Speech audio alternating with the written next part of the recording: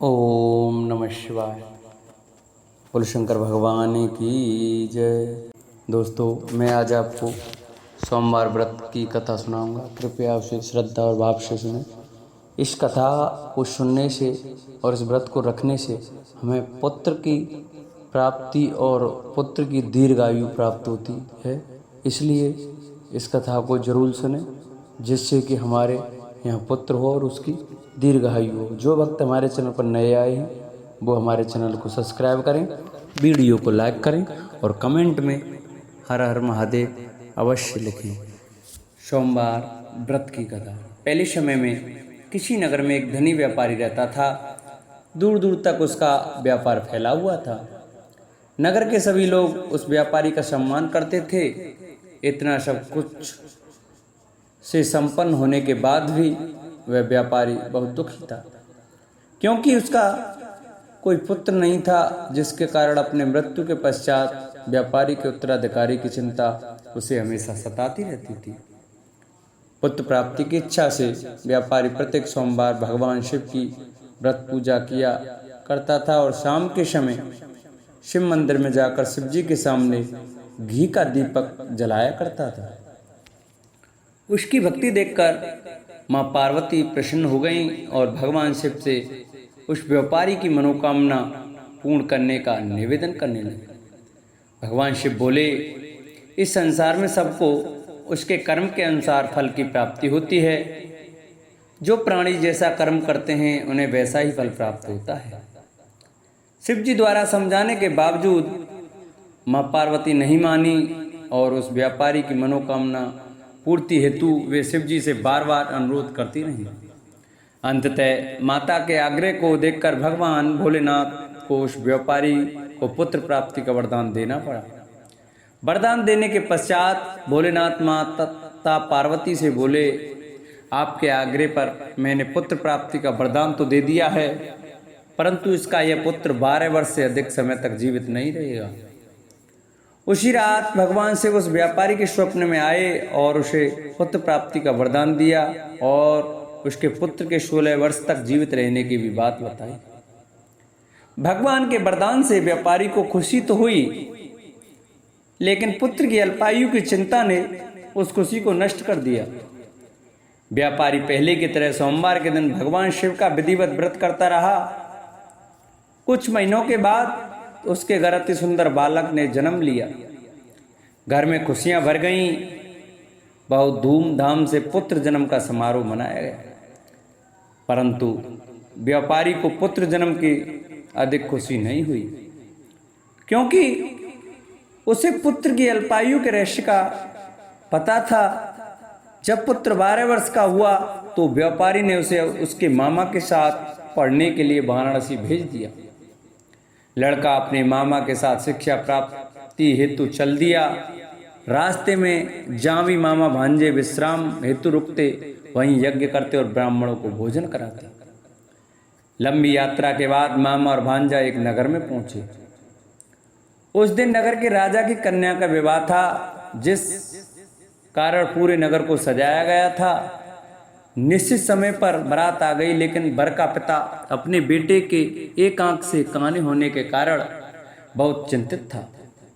उसे वह था कि इस बात का पता चलने पर कहीं राजा विवाह से इनकार न कर दें, इससे उसकी बदनामी भी होगी। जब वर के पिता ने व्यापारी के पुत्र को देखा तो उसके मस्तिष्क में एक विचार आया। उसने सोचा, क्यों ना इस लड़के को दूल्हा बनाकर राजकुमारी से विवाह करा दूं। विवाह के बाद इसको धन देकर विदा कर दूंगा और राजकुमारी को अपने घर नगर ले जाऊंगा। वर के पिता ने लड़के के मामा से संबंध में बात की। मामा ने धन मिलने के लालच में वर के पिता की बात स्वीकार कर ली। लड़के को दूल्हे का वस्त्र पहनाकर राजकुमारी से विवाह करा दिया गया।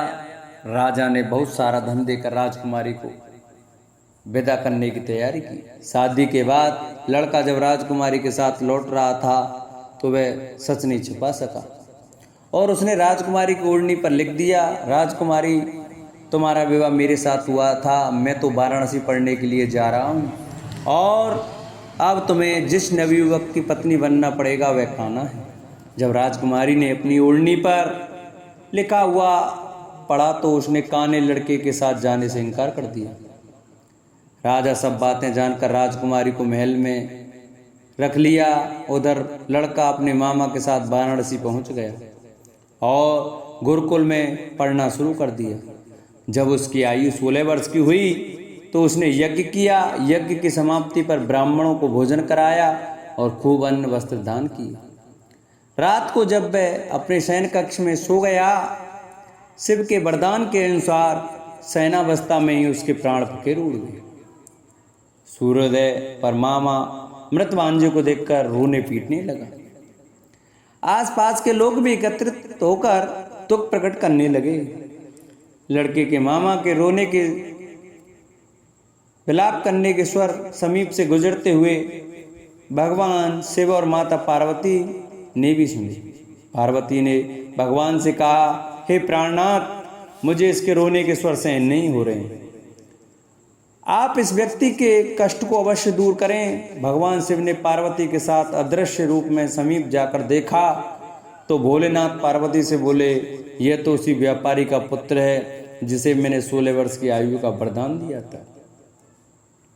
इसकी आयु पूरी हो गई है। मां पार्वती ने फिर भगवान शिव से निवेदन कर उस बालक को जीवन देने का आग्रह किया।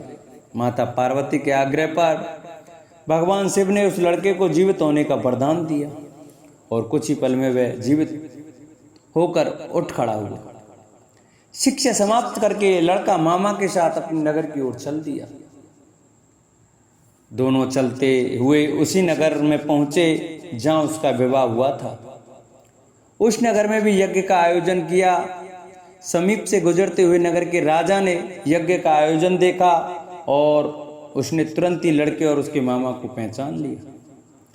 यज्ञ के समाप्त होने पर राजा मामा और लड़के को महल में ले गया और कुछ दिन उन्हें महल में रखकर बहुत सा धन वस्त्र आदि देकर राजकुमारी के साथ विदा कर दिया। इधर भूखे प्यासे रहकर व्यापारी और उसकी पत्नी बेटे की प्रतीक्षा कर रहे थे। उन्होंने प्रतिज्ञा कर रखी थी कि यदि उन्हें अपने बेटे की मृत्यु का समाचार मिला तो दोनों अपने प्राण त्याग देंगे। परंतु जैसे ही उसने बेटे के जीवित वापस लौटने का समाचार सुना तो वह बहुत प्रसन्न हुआ। वह अपनी पत्नी और मित्रों के साथ नगर के द्वार पर पहुंचा। अपने बेटे का विवाह का समाचार सुनकर पुत्र वधू राजकुमारी को देखकर उसकी खुशी का ठिकाना न रहा। उसी रात भगवान शिव ने व्यापारी के स्वप्न में आकर कहा, हे श्रेष्ठी, मैंने तेरे सोमवार के व्रत करने और व्रत कथा सुनने से प्रसन्न होकर तेरे पुत्र को लंबी आयु प्रदान की है। पुत्र की लंबी आयु जानकर व्यापारी बहुत प्रसन्न हुआ। सोमवार का व्रत करने से व्यापारी के घर में खुशियां लौट आईं। शास्त्रों में लिखा है कि जो स्त्री पुरुष सोमवार का विधिवत व्रत करते हैं और व्रत कथा सुनते हैं, पढ़ते हैं, उनकी सभी मनोकामनाएं भगवान शंकर और माता पार्वती पूरी करते हैं। तो हर भक्तों को सोमवार का व्रत करना चाहिए जिससे कि शंकर भगवान और माता पार्वती हम पर कृपा अपनी बनाए रखें। बोलो शंकर भगवान की जय। जिन भक्तों को हमारी कथा अच्छी लगी हो वो हमारी कथा को ज़्यादा से ज़्यादा शेयर करें जिससे और भक्त भी हमारी कथा को सुन सकें। हमारे चैनल पर नए आए वो हमारे चैनल को सब्सक्राइब करें, वीडियो को लाइक करें और कमेंट में ओम नमः शिवाय अवश्य लिखें। बोलो शंकर भगवान की जय।